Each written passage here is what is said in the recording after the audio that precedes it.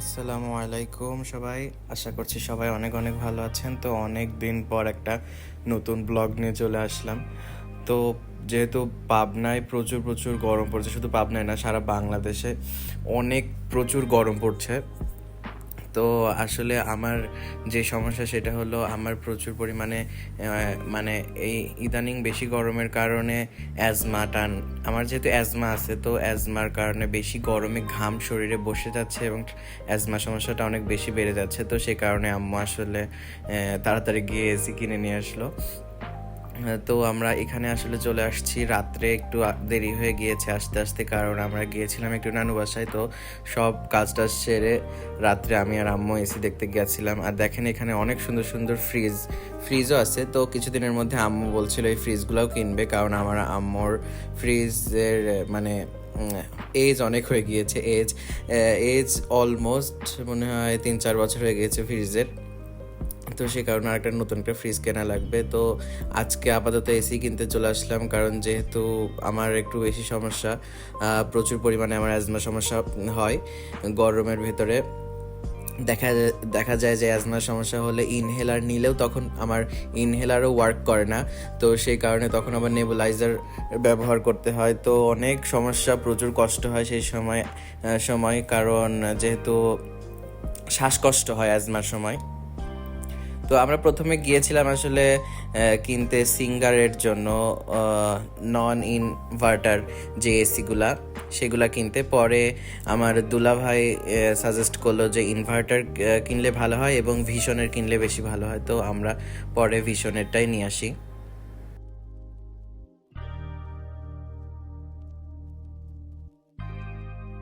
আমার আম্মুর আসলে পছন্দ হয়েছিল আসলে এইটাই, সিঙ্গারের এসি। কারণ সিঙ্গারের এসিটা দেখতেও অনেকটা সুন্দর ছিল এবং অনেকটা মানে কালার অনেক হোয়াইট, একদম ফুল হোয়াইট। কিন্তু যেটা আমরা নিয়েছি ভিশনের এসির আসলে কালারটা একটু ক্রিম কালার। এই কারণে আসলে আমার আম্মু বারবার বলতেছিল যে এইটাই নিতে হবে, মানে সিঙ্গারই নিতে হবে। আমার ভাইয়া নিষেধ করতেছিল যে সিঙ্গার নিয়ে না, ভিশনটা বেশি ভালো হবে। তো তারপরেও আম্মু বুঝতেছিল না। তো পরে একটু বোঝানোর পরে বুঝলো। এবং আমাদের ভিশনের এসিটাও লাগানোর পর খুবই সুন্দর লাগছিল, খুবই দারুণ লাগছিল রুমের ভেতরে। এই যে এই এসিটা আসলে আমরা নিয়েছি। তো তখন এসি তো এখন মানে স্টক আউট, এখন পাওয়া মুশকিল হয়ে পড়ছিল। কারণ যেহেতু সবাই প্রায় এসির প্রতি আকর্ষণ এখন, কারণ প্রচুর গরম পড়ছে। কিছুদিন আগে তো রিমাল একটা ঝড় হলো, রিমাল ঝড় এসেও কোনো লাভ হয়নি সত্যি কথা।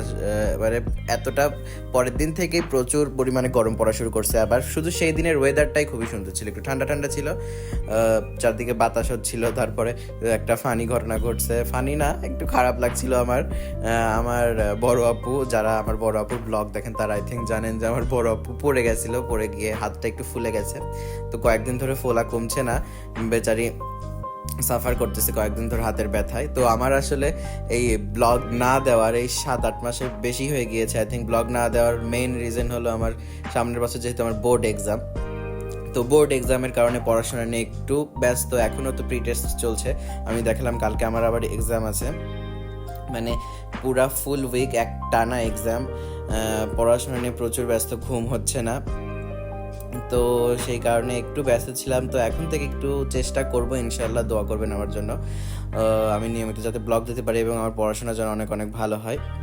তো আমাদের বাসার ছাদে আমরা আসলে আমি ব্লগ আই থিঙ্ক দিয়েছিলাম, আমার যখন খরগোশ ছিল তখন দেখতাম যে আমরা যে বাসায় ভাড়া থাকতাম সেই বাসায় আমার খরগোশ ছিল প্রায় অনেক খরগোশ ছিল। তো পরে আমরা যখন আমাদের নিজের বাড়ি করি, তো নিজের বাসায় চলে আসার সময় আমি অনেক খরগোশ বিক্রি করে দিয়েছি, তারপরে আমার নানু বাসায় দিয়ে দিছি। তো আসলে বাড়ি করার পর ছাদে দেখেন এখন আমি আবার আমার খরগোশের জন্য এক্সট্রা করে ঘর বানানো থেকে শুরু করে যে ঘিরে দেওয়া হয়েছে যাতে ওরা এই বাউন্ডারির বাইরে না বের হতে পারে। তো এই 2টা খরগোশ আসলে আমি আবার এক্সট্রা কিনে নিয়ে আসছি, কারণ যেহেতু আমার খরগোশের ভিডিওরই ডিমান্ড বেশি, আর খরগোশগুলো দেখতেও আমার ভালো লাগে, একদম মানে কোয়াইট অ্যানিমেল, ওরা কোনো আওয়াজ করে না। তাছাড়া অন্যান্য পশু পাখি মানে পালা ঝামেলা, আর ওদের পালা ঝামেলা না। আমাদের বাসার চারপাশে যেহেতু প্রচুর ঘাস, আমাদের ছাদ মানে ওদের যেই রুম একদম ডিরেক্ট বাতাস, সারাদিন খুবই ভালো বাতাস হয়, কারণ পাশে যেহেতু পুকুর, খুবই সুন্দর ভিউ। আমার বাসার পাশে কিন্তু খুবই সুন্দর ভিউ। তো দেখেন কি সুন্দর লাগছে, কিন্তু দুইটা খরগোশ ঘুরে বেড়াচ্ছে।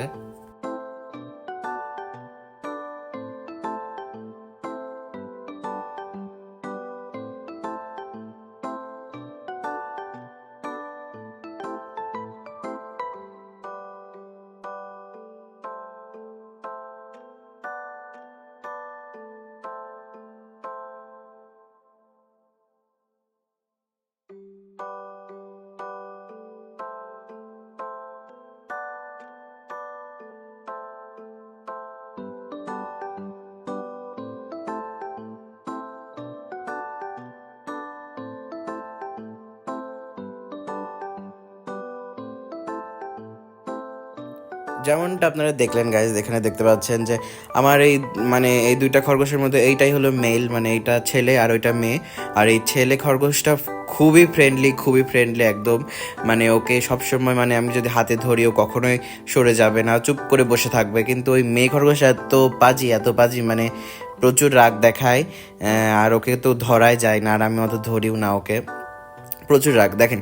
মানে ছেলে খরগোশটাকে খাওয়াচ্ছি তো দূর থেকে দেখছে, কিন্তু কখনোই কাছে আসবে না, তো একটু ভয় পায়। আমি জানি না ও কোন বাসায় ছিল, আই থিঙ্ক যে বাসায় ছিল সেই বাসার মানুষজন আই থিঙ্ক কখনো আদর টাদর করেনি, সেই কারণে একটু রাগী। আর এই ছেলে খরগোশটা আলহামদুলিল্লাহ খুবই ফ্রেন্ডলি।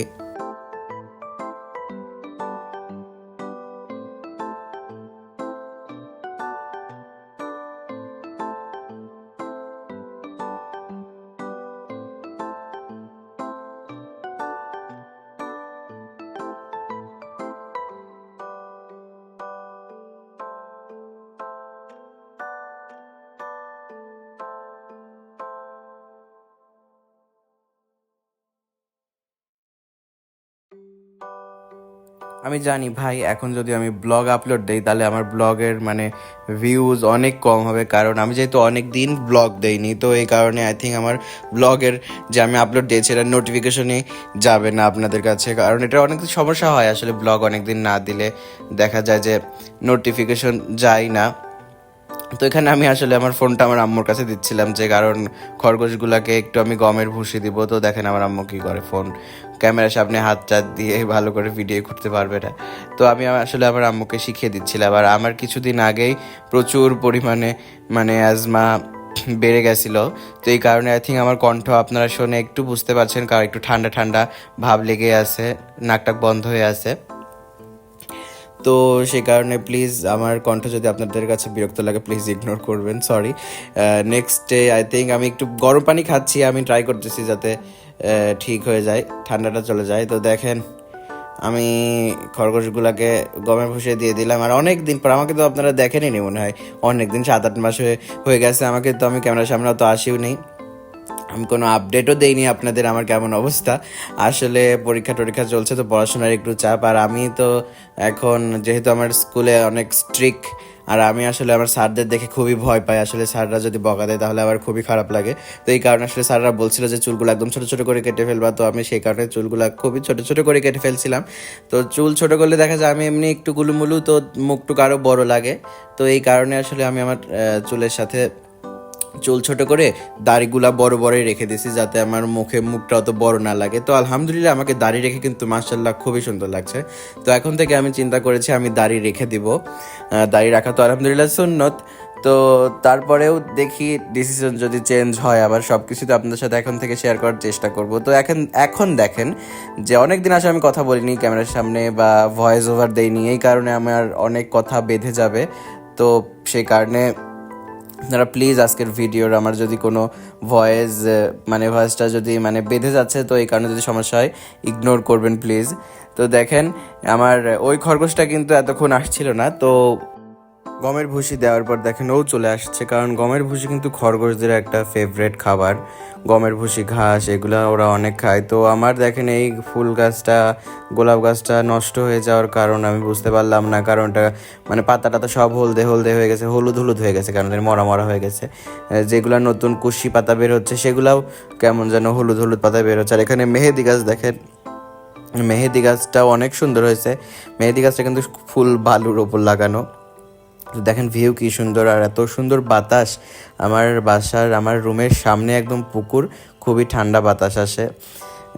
তো এখানে দেখেন কি সুন্দর কতগুলো ঘর বানাইছি আমার খরগোশের জন্য। শুধু খরগোশ না, এখানে আসলে আমার আম্মু অনেক কিছু পোষার জন্য আসলে ঘরগুলা বানাইছে। আর এখানে দেখেন আমি অপরাজিতা গাছ লাগাইছি। অপরাজিতা ফুল গাছ লাগানোর একটাই কারণ, যাতে এগুলা আমার ফুল খরগোশের রুমের চালটাতে ভরে যাবে, কারণ এটা যেহেতু লতানো গাছ, মানে লতার মতো পেঁচায় পেঁচায় উঠে যায়।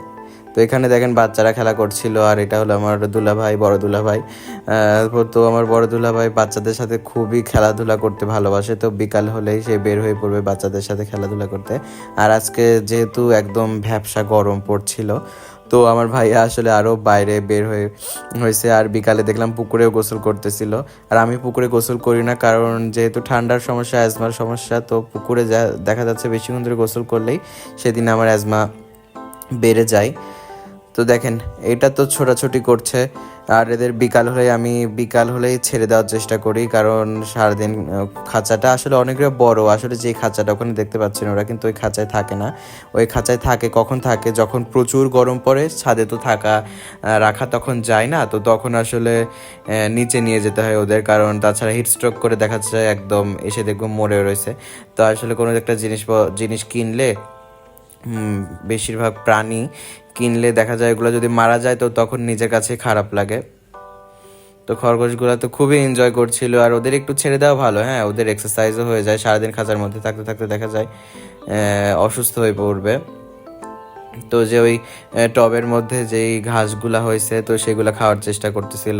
আর এই যে আমার ছেলে খরগোশ, কোনো নাম আপনারা সাজেস্ট করতে পারেন, যেমন আমার কিন্তু আগে প্রত্যেকটা খরগোশের নাম ছিল, তো আর সবগুলো খরগোশ তো বিক্রি হয়ে গেছে। তার মধ্যে আমরা যখন আমার 2টা খরগোশ রেখে দিয়েছিলাম, তো ছাদে রেখে গেছি, আর কোনো একটা কি যেন একটা কাজ করতে আমি নিচে গেছি, আর মানে নিচে যাওয়ার কারণে তার কিছুক্ষণ পরে এসে দেখি কুকুর একদম আমার 2টা খরগোশকে একদম মেরে 2 ভাগ করে রেখে গেছে। আর খরগোশের স্কিন তো অনেক পাতলা, তো আমি এসে আমার এতটা খারাপ লাগছিল।